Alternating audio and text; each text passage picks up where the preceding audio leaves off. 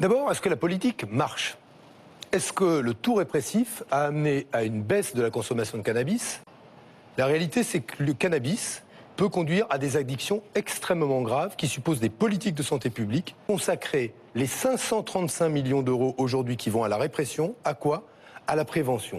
Je propose de sortir d'un système qui ne marche pas, qui entretient une économie qui est une économie aujourd'hui qui construit des ghettos et de la violence dans certains territoires de la République, pour passer à une politique de santé publique. Consacrons 535 millions d'euros davantage à la santé, à la lutte contre les addictions, qu'à la prohibition, quand la prohibition est strictement inefficace. Le nombre de consommateurs de cannabis n'a jamais cessé d'augmenter. Nous sommes même les champions d'Europe.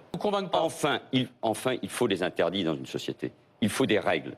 Aujourd'hui, nous connaissons les effets du cannabis sur les plus jeunes, dès le collège. Si vous légalisez le cannabis, vous aurez de toute façon un cannabis plus dur, coupé autrement, qui alimentera d'autres trafics. Et donc, de toute façon, les trafics vont continuer et ça sera encore plus difficile en matière de santé publique. Donc, quand on veut gouverner, quand on veut présider un pays, il faut aussi s'adresser à son pays, à ses compatriotes et à sa jeunesse en disant il y a des interdits, donc je ne suis pas d'accord, ni pour la légalisation, et encore moins pour la dépénalisation.